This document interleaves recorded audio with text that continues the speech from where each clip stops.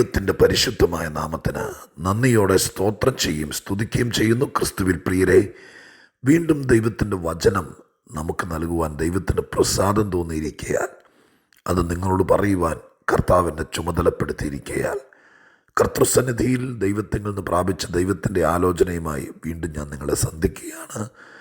ലോകത്തിൻ്റെ പല ഭാഗത്ത് ദൈവത്തിൻ്റെ സന്നിധിയിൽ ദൈവഭയത്തോടും ദൈവാശ്രയ ബോധത്തോടും കൂടെ ദൈവത്തെ അറിഞ്ഞും ആരാധിച്ചും ജീവിക്കുന്ന ഈ വചനം കേൾക്കുന്ന എല്ലാ പ്രിയപ്പെട്ടവർക്കും ക്രിസ്തുയേശുവിൻ്റെ ധന്യമുള്ള നാമത്തിൽ അതിവിനീതമായ സ്നേഹവന്ദനങ്ങൾ അറിയിക്കുന്നു. ഈ അനുഗ്രഹിക്കപ്പെട്ട കർത്തൃദിവസത്തിൽ ദൈവത്തിൻ്റെ തിരുപാദപീഠത്തിൽ ഇരുന്ന് പ്രാപിച്ച ദൈവത്തിൻ്റെ ദിവ്യ ആലോചന നമ്മെ ഇന്നത്തെ ദിവസം മാത്രമല്ല ഈ ഒരായുസ് മുഴുവൻ അലങ്കൃതരും ധന്യരുമാക്കാൻ ദൈവത്തിൻ്റെ പരിശുദ്ധാത്മാവിനാൽ ഈ വചനങ്ങൾക്ക് കഴിയട്ടെ എന്നുള്ള അകമഴിഞ്ഞ പ്രാർത്ഥനയോടെ നിങ്ങൾക്കതേറെ അനുഗ്രഹത്തിന് കാരണമാകും എന്നുള്ള വിശ്വാസത്തോടെ ആത്മരക്ഷകനും വീണ്ടെടുപ്പുകാരനുമായിരിക്കുന്ന കർത്താവിന് നന്ദി നിറഞ്ഞ ഹൃദയത്തോടെ സ്തോത്രവും സ്തുതിയും മഹത്വവും പുകഴ്ചയും കരയറ്റിക്കൊണ്ട് ദൈവവചനത്തിന് ആധാരമായി ഇന്നത്തെ ധ്യാന ചിന്തയ്ക്ക് ദൈവം എൻ്റെ ഉള്ളിൽ പ്രേരിപ്പിച്ച ദൈവത്തിൻ്റെ ദിവ്യവചസ് ഉൽപ്പത്തി പുസ്തകത്തിൽ നിന്ന് 48 അധ്യായം 2 വാക്യം. ഉൽപ്പത്തി 48:2. നിന്റെ മകൻ ജോസഫ് ഇതാ വരുന്നു എന്ന് യാക്കോബിനെ അറിയിച്ചു. അപ്പോൾ ഇസ്രായേൽ തന്നെത്താൻ ഉറപ്പിച്ചു കട്ടിലിന്മേൽ ഇരുന്നു. ഇസ്രായേൽ തന്നെത്താൻ ഉറപ്പിച്ച് കട്ടിലിന്മേൽ ഇരുന്നു. യാക്കോബിൻ്റെ ജീവിതത്തിൽ നിന്ന് ഒരു വാചകം കൂടി ചേർത്ത് ഇന്ന് നമ്മൾ ആ മനുഷ്യനെ പശ്ചാത്തലമാക്കി നമ്മോട് തന്നെ ചില കാര്യങ്ങൾ പറയാൻ, നമ്മെ തന്നെ മനസ്സിലാക്കാൻ ദൈവകൃപയിൽ ആഴമായി മനോബോധത്തോടെ ആശ്രയിക്കുകയാണ്. യാക്കോബിൻ്റെ ജീവിതത്തിന് 2-3 ഘട്ടങ്ങൾ നമുക്ക് കാണാൻ കഴിയുന്നു. ആദ്യത്തെ നീണ്ട വർഷം കൂടാരവാസിയായി അമ്മയും അപ്പനെയും പിരിയാതെ കൂടാരത്തിനകത്ത് മാത്രം ഒതുങ്ങിക്കൂടിയ യാക്കോബ് അപ്രതീക്ഷിതമായിരിക്കുന്ന സാഹചര്യത്തിൽ അമ്മ പറഞ്ഞു കൊടുത്തതനുസരിച്ച് ഏശാവിന് അപ്പൻ കൊടുക്കാനിരുന്ന അനുഗ്രഹം ഒരു വിധത്തിൽ തട്ടി വാങ്ങിച്ചതുപോലെ വാങ്ങിച്ച് വീട് വിട്ടിറങ്ങേണ്ടി വന്ന യാക്കോബ് സുദീർഘമായ കാലഘട്ടങ്ങൾ ലാബാൻ്റെ വീട്ടിൽ പോയി പാർത്ത് അടിമവേല ചെയ്യുന്നത് പോലെ ചെയ്തു. എങ്കിലും തൻ്റെ ജീവിതത്തിൻ്റെ ഏറ്റവും നിർണായകമായിരിക്കുന്ന കാലം കഴിച്ചുകൂട്ടാൻ അവിടെ അവസരമൊരുക്കി. ആ കാലഘട്ടത്തിൽ തനിക്ക് ഭാര്യമാരും കുടുംബവും മക്കളും എല്ലാമായി. അവിടെ നിന്ന് ദൈവം നിർബന്ധിച്ച് യാക്കോബിനെ പുറത്ത് ചാടിച്ചു. അപ്പൻ്റെ ദേശത്തേക്കുള്ള മടക്കയാത്ര, യാബോക്ക് തീരത്ത് ദൈവത്തോട് മല്ലുപിടിച്ച് പിടിച്ചു വാങ്ങിയ അനുഗ്രഹവുമായി പിതൃദേശത്ത് പോയിട്ടുള്ള വാസം, അവിടെ താൻ നേരിട്ട ഒരുപാട് കഷ്ടങ്ങൾ, പ്രയാസങ്ങൾ, ദുരിതങ്ങൾ. തദനന്തരം യോസേപ്പിൻ്റെ ക്ഷണമനുസരിച്ച് യോസേപ്പ് അയച്ച രഥത്തിൽ കയറി മിസ്രയീമിലേക്കുള്ള യാത്ര. മിസ്രയീമിൽ ചെന്ന് ഏകദേശം 17 വർഷക്കാലം മിസ്രയീമിൽ യോസേപ്പിനോടും തൻ്റെ മക്കളോടും കൂടിയുള്ള വാസം. ഇങ്ങനെ ജീവിതത്തിൻ്റെ വിവിധ ഘട്ടങ്ങളിലൂടെ കടന്നുപോയ ആ ചരിത്ര നായകൻ ആത്മീക ചരിത്രത്തിൽ അഥവാ പഴയ നിയമ വിശുദ്ധന്മാരുടെ പട്ടികയിൽ ചിന്തിക്കുന്നവർക്കും വിശ്വസിക്കുന്നവർക്കും ജീവിക്കാൻ കൊതിക്കുന്നവർക്കും ഒരുപാട് ഗുണപാഠങ്ങൾ സമ്മാനിച്ച് അക്കരെ നാട്ടിൽ പോയ ആ പഴയ നിയമ വിശുദ്ധൻ യാക്കോബിൻ്റെ ജീവിതത്തിൽ നിന്ന് ഒട്ടനവധി കാര്യങ്ങൾ നമുക്ക് മാതൃകയാക്കാം. ചിലതെല്ലാം ജീവിതത്തിൽ തന്നെത്താൻ നമുക്ക് സ്വാന്തനത്തിനും ബലത്തിനും പ്രയോജനപ്പെടുത്താം. അത്രയ്ക്ക് ജീവിതം പ്രഭാഷണ വിഷയമാക്കിയ, മറ്റുള്ളവർക്ക് മാതൃകയാക്കിയ, തീയിൽ കുരുത്ത് അതിൽ തന്നെ വെന്തരിഞ്ഞ് പുറത്തു വന്ന ഉജ്ജ്വലപ്രഭയുള്ള ജീവിതത്തിൻ്റെ ഉടമയായ യാക്കോബ്. ആ യാക്കോബിൻ്റെ ജീവിതത്തിൻ്റെ അവസാന ഘട്ടത്തിലെ ഒരു ഭാഗമാണ് ഇന്നത്തെ ചിന്തയ്ക്ക് വേണ്ടി വാങ്ങിച്ചത്. ആ ഭാഗത്തിലെ പ്രധാന ഭാഗം ഇങ്ങനെയാണ്: യോസേപ്പ് വരുന്നു എന്ന് കേട്ടാറേ യാക്കോബ് തന്നെത്താൻ ഉറപ്പിച്ചു. ഇവിടെ ഇസ്രായേൽ എന്നാണ് യാക്കോബിനെ വിളിച്ചിരിക്കുന്നത്. അതിന് കാരണം യാബോക്കിൻ്റെ തീരത്ത് വെച്ച് ദൈവത്തോട് മല്ലുപിടിച്ച് പ്രാർത്ഥിക്കുന്ന വേളയിൽ അന്ന് ദൈവം അവൻ്റെ പേര് മാറ്റി ഉറപ്പിച്ചു. നീ ഇനി യാക്കോബല്ല, നീ ഇനി ഇസ്രായേലാണ്. മരിക്കുന്നതിനേക്കാൾ മുമ്പ് പല പ്രാവശ്യം വേദപുസ്തകം എഴുതിയിരിക്കുന്നത് യാക്കോബ് എന്നല്ല, ഇസ്രായേൽ എന്നാണ്. ദൈവത്തിൻ്റെ വാഗ്ദത്തം ജീവിതത്തിൽ പ്രാപിച്ചിട്ട് മരിച്ച മനുഷ്യനാണ് അദ്ദേഹം. അതുകൊണ്ട് ബൈബിൾ മനഃപൂർവ്വമായിട്ട് എഴുതിയതുപോലെ യാക്കോബ് മരിച്ചു എന്നല്ല, ഇസ്രായേൽ മരിച്ചു. ആ വിധത്തിലാണ് അന്ത്യകാലത്ത് യാക്കോബിൻ്റെ ജീവിതത്തെ വേദപുസ്തകം നമുക്ക് എടുത്തു കാണിക്കുന്നത്. ഇവിടെ മിസ്രയീമിൽ ചെന്നനന്തരം യാക്കോബിന് വാർദ്ധക്യ സഹജമായ പ്രയാസങ്ങൾ കൊണ്ട് മരണത്തോടടുക്കുന്നു എന്നുള്ള വാർത്ത വളരെ തിരക്കോടെ ഒരു രാജ്യത്തിൻ്റെ മുഴുവൻ ഭാരം ഉത്തരവാദിത്വ ബോധത്തോടെ ദൈവം ഏൽപ്പിച്ചിരിക്കുന്ന, ഫറവോൻ ഏൽപ്പിച്ചിരിക്കുന്ന യോസേപ്പ് തിരക്കിനിടയിൽ തൻ്റെ പിതാവ് ശാരീരിക ക്ലേശത്തിലേക്കും വാർദ്ധക്യ സഹജമായ മരണ ദിവസങ്ങളിലേക്കും അടുക്കുന്നു എന്ന് കേട്ടപ്പോൾ തൻ്റെ മക്കളെയും കൂട്ടി യാക്കോബിനെ അപ്പനെ കാണാൻ വേണ്ടി വരുന്ന വരവാണ്.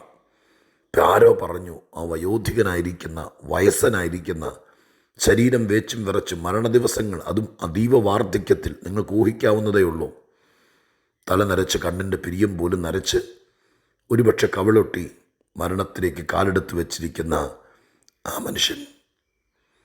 ആ മനുഷ്യൻ്റെ കാതുകളിൽ കേട്ടു, മോൻ വരുന്നുണ്ട്, മോൻ യോസേപ്പ് വരുന്നുണ്ട്. ഇത് കേട്ട മാത്രയിൽ അവിടെ എഴുതിയിരിക്കുന്ന ഒരു കൊച്ചു പദം, ആ പദം ഇതാണ്: ഇസ്രായേൽ തന്നെത്താൻ ഉറപ്പിച്ചു. ശാരീരികമായിട്ടൊന്ന് നേരെ ഇരുന്നു എന്നൊക്കെ ആയിരിക്കും അതിനർത്ഥമുള്ളൂ. ഒന്നുകൂടെ നന്നായിട്ട് നിവർന്ന് മോൻ വരുന്നു എന്ന് കേട്ടപ്പോൾ അവനൊന്നുകൂടെ കാണാനുള്ള ആകാംക്ഷയോടെ വളഞ്ഞു കുനിഞ്ഞിരുന്ന മനുഷ്യൻ ചിലപ്പോൾ ആ കട്ടിലിൻ്റെ ഇഴുകയിലേക്ക് ചാരി ഒന്ന് നേരെ ഇരുന്നു, അത്രയുള്ള അതിനർത്ഥം. പക്ഷേ ഞാൻ ആ വാക്കിനെ സൂക്ഷിച്ച് പരിശുദ്ധാത്മാവ് ആ ഭാഗത്ത് നമ്മളോട് എന്തോ പറയാൻ വെമ്പൽ കൊള്ളുന്നു എന്ന തിരിച്ചറിവിൽ ഞാൻ ആ വാചകത്തെ മുറുകെ പിടിച്ച് അതിലേക്ക് മാത്രം ശ്രദ്ധിച്ചിരിക്കുമ്പോൾ കർത്താവിൻ്റെ ആത്മാവ് എന്നോട് പറഞ്ഞു, പണ്ട് ഈ മോൻ നിമിത്തമാണ് യാക്കോബ് ഏറ്റവും ഇളകിപ്പോയത്. സമാധാനപൂർണതയിൽ തന്നെ പാർപ്പിച്ച ദേശത്ത് സ്വസ്ഥമായി പാർക്കുകയും ആടുകളെ വളർത്തി മക്കളെ ആ കാര്യം ഏൽപ്പിച്ച് പ്രായപൂർത്തിയായ മക്കളുള്ളതുകൊണ്ട് ആട്ടിടയ കുടുംബത്തിലെ അടുത്ത തലമുറയെ വാർത്തെടുത്ത് ഈ അപ്പൻ തൻ്റെ പൊന്നോമന മക്കളെ ആടുകളെ വളർത്തി ജീവിക്കാനുള്ള ജീവിതമാർഗം പഠിപ്പിച്ച് അവരെല്ലാവരെയും ആടുകളെ തീറ്റാൻ വേണ്ടി വിട്ടിരിക്കുന്ന സമയത്താണല്ലോ യോസേപ്പിന് ക്ഷേമം തിരക്കാൻ വേണ്ടി വിട്ടത്.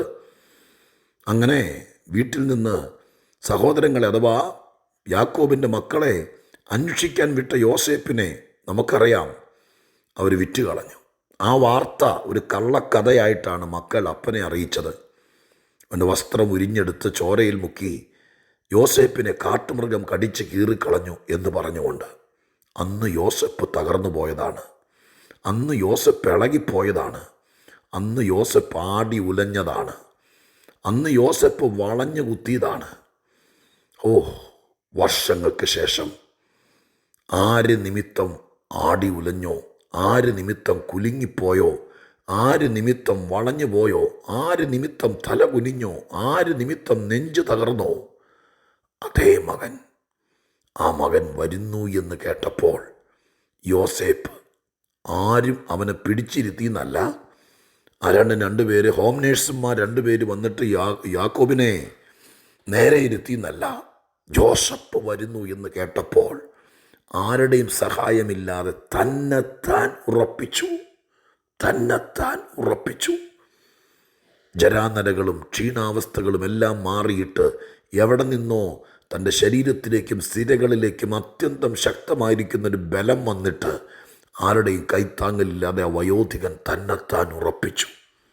ഞാൻ എന്തിനാണ് ഇന്നെന്നെ ദൈവം ഇത് പറയാൻ ഏൽപ്പിച്ചത്? ഇത്രയേ ഉള്ളൂ ദൈവമക്കളെ. ജീവിത സാഹചര്യത്തിനകത്ത് നമ്മൾ ഇളകിപ്പോകുന്ന, തകർന്നു പോകുന്ന, ഒരു പിടി കളിമണ്ണ് പോലെ കുഴഞ്ഞു പോകുന്ന ചില വിഷയങ്ങൾ വന്നേക്കാം. ഇത് പറയുമ്പോൾ നിങ്ങളിൽ ചിലർ അങ്ങനെ ആയിരിക്കാം. പക്ഷെ ദൈവം തമ്പുരാൻ മരിക്കുന്നതിനേക്കാൾ മുമ്പ് നിങ്ങൾക്ക് നിങ്ങളെ തന്നെ ഉറപ്പിക്കാൻ, ഏത് വിഷയത്തിൽ ഉടഞ്ഞു പോയോ, ഏത് വിഷയത്തിൽ ഇളകിപ്പോയോ, ആ വിഷയത്തിൻ്റെ മറുപുറം നിങ്ങൾക്ക് കാട്ടിത്തരും. ഏത് വിഷയത്തിനും ഞാൻ ഈ വേദപുസ്തകത്തിൽ നിന്ന് ദൈവം എന്നോട് പറയുമായിരുന്നു, ഏത് വിഷയത്തിനും ഒരു മറുപുറമുണ്ട് ദൈവമക്കളെ. ഒരു വശമേ നമ്മൾ കാണുന്നുള്ളൂ, ഒരു വശമേ ലോകം കാണുന്നുള്ളൂ, ഒരു വശമേ നമ്മുടെ ബുദ്ധിക്ക് നിരക്കുന്നുള്ളൂ. അതിനൊരു മറുവശമുണ്ട്. ആ മറുവശം ചിലപ്പോൾ കാണാൻ താമസം എടുത്തേക്കാം. ആ മറുവശം, അതർ സൈഡ്, അപ്പുറത്തെ വശം കാണാൻ ചിലപ്പോൾ നാളുകൾ പിന്നിടേണ്ടി വന്നേക്കാം.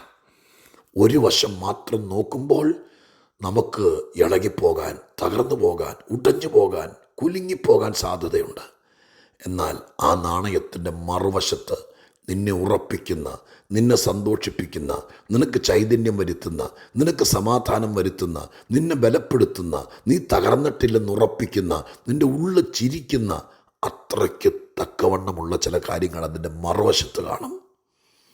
എത്രയോ പേരുടെ അനുഭവം എൻ്റെ മുമ്പിലൂടെ നടന്ന് പോകുന്നുണ്ട്. അനർത്ഥം വന്നു എന്ന് വിചാരിച്ച് കുലുങ്ങിപ്പോയ വടവൃക്ഷം കാറ്റത്താടി ഉലയുന്നത് പോലെ ഉലഞ്ഞു പോയ സംഭവം. പക്ഷെ അതിൻ്റെ പുറകിൽ ദൈവം ചില നന്മകൾ കരുതി വച്ചിരുന്നു, തന്നെത്താൻ ഉറപ്പിക്കാൻ. എന്നെ കേൾക്കുന്ന പ്രിയപ്പെട്ടവരെ, കടഭാരം കൊണ്ടും പുത്രദുഃഖം കൊണ്ടും ജീവിത സാഹചര്യത്തിൽ സംഭവിച്ചു പോയ പോരായ്മകൾ കൊണ്ടും കുടുംബത്തിലേറ്റുപോയ വെടിയുണ്ടയേറ്റതുപോലെ ശരം കണക്കെ നെഞ്ചിനകത്ത് കയറിയ ചില ദുഃഖസാന്ദ്രമായിരിക്കുന്ന വിഷയങ്ങൾ കൊണ്ടും നിങ്ങളാകപ്പാടെ ഉഴഞ്ഞ് തകർന്ന് കുലുങ്ങി നിൽക്കുകയാണെങ്കിൽ നിങ്ങളെ ഉറപ്പിക്കാൻ സ്വർഗത്തിലെ ദൈവം ഏത് വിഷയത്തിലാണോ നിങ്ങൾ ഏറ്റവും ഉലഞ്ഞത്, അതേ വിഷയത്തിൻ്റെ മറുവശത്ത് നിങ്ങൾക്ക് തന്നെത്താൻ ഉറയ്ക്കാനുള്ള ചില വഴികൾ ദൈവം കണ്ടുവച്ചിട്ടുണ്ട്. നമുക്ക് ദൈവത്തോട് പ്രാർത്ഥിക്കാം. ഏപ്രിൽ മാസത്തിൽ എനിക്ക് എന്നെ തന്നെ ഒന്ന് ഉറപ്പിക്കാൻ പറ്റണേ. കിടന്നാൽ ഉറക്കം വരാത്ത, ഒന്നുറങ്ങിയിട്ട് തിരിഞ്ഞും മറിഞ്ഞും കിടക്കുന്ന, മനസ്സ് വാടിപ്പോയ, കൂമ്പടഞ്ഞു പോയ, മുഖച്ചായയ്ക്ക് പോലും മാറ്റം വന്ന, ജീവിക്കാനുള്ള പ്രേരണ പോലും നഷ്ടപ്പെട്ട, ഓജസ്സും തേജസ്സും എല്ലാം പടിയിറങ്ങി ഒഴിഞ്ഞു പോയ ഒരു വല്ലാത്ത ജീവിതത്തിൻ്റെ ഉടമയായി, ഒരു തളർന്ന ശരീരത്തിനകത്ത് അടയ്ക്കപ്പെട്ട പക്ഷിയെപ്പോലെ പഴയ ചിരി നഷ്ടപ്പെട്ട്, പഴയ കൂട്ടുകാരെ കാണുമ്പോൾ മാളത്തിലേക്ക് ഒളിച്ച് തലകുനിച്ചും ഭാരപ്പെട്ടും ബന്ധുക്കളുടെ പ്രധാന ചടങ്ങുകളിൽ പോലും പങ്കെടുക്കാൻ മനസ്സില്ലാതെ ഒതുങ്ങിപ്പോയ, ഇളകിപ്പോയ, ആകപ്പാടം ഡിസോർഡറിലായിപ്പോയ കുറേ ആളുകളോട് ദൈവം പറയുന്നു, നിനക്ക് നിന്നെ തന്നെ ഉറപ്പിക്കാൻ ഞാനൊരു വഴിയൊരുക്കുന്നുണ്ട്. നിന്നെ തന്നെ ഉറപ്പിക്കാൻ ഞാനൊരു ദിവസം കരുതിയിട്ടുണ്ട്. ഏപ്രിലിൽ അങ്ങനൊരു ദിവസം ദൈവം കരുതിയിട്ടുണ്ടെങ്കിൽ ആ ആടിപ്പോയ, ഉലഞ്ഞുപോയ, വാടിപ്പോയ, ഇളകിപ്പോയ വിഷയമുണ്ടല്ലോ, ആ വിഷയത്തിൻ്റെ മറുപുറം ദൈവം കാണിച്ചു തരും. 10-13 പരം വർഷങ്ങൾക്ക് മുമ്പ് നിൻ്റെ കാതിൽ കേട്ട യോസേപ്പിനെ കുറിച്ചുള്ള വാർത്ത അത് നിന്നെ ഇളക്കിയെങ്കിൽ നാളുകൾക്ക് ശേഷം അതേ യോസേപ്പിനെ കുറിച്ചുള്ള വർത്തമാനം നിന്നെ ഉറപ്പിക്കും. പേടിക്കണ്ട. അങ്ങനെ തന്നെ ഒന്നോടെ ധ്യാനിച്ചു. വേണമെങ്കിൽ ഇതൂത് ഒന്നോടെ കേട്ടോ. എന്നിട്ട് ദൈവത്തോട് പറ, എന്നെ ഒന്ന് ഉറപ്പിക്കണം, എന്നെ ഒന്ന് ഉറപ്പിക്കണം. സ്വർഗം തന്നെത്താൻ ഉറപ്പിക്കാൻ കൃപ തരട്ടെ. പ്രാർത്ഥിക്കാം. പരിശുദ്ധ ദൈവമേ, ഞങ്ങളുടെ സ്വർഗീയ പിതാവേ, ഇന്ന് കർത്തൃദിവസമാണല്ലോ. എല്ലായിടത്തും ദൈവത്തെ സേവിക്കാനും പ്രാർത്ഥിക്കാനൊക്കെ ആളുകൾ ഒന്നിച്ചു കൂടുന്ന ദിവസമാണല്ലോ മിക്കവാറും രാജ്യങ്ങളിൽ. നാഥ, തന്നെത്താൻ ഉറപ്പിക്കാനുള്ള ദൂതും വചനവും ധൈര്യവും അങ്ങയുടെ സന്നിധിയിൽ വരുന്ന എല്ലാവർക്കും ഒന്ന് കിട്ടണേ കർത്താവേ. ദൈവമേ, ഇളകിപ്പോയവരെ ഉറപ്പിക്കാൻ അവസരം കൊടുക്കണേ. ഒരു നല്ല വാക്ക് പറഞ്ഞ് ഉറപ്പിക്കാൻ പോലും ആരുമില്ലാത്തവർ എന്നെ കേൾക്കുന്നുണ്ട്.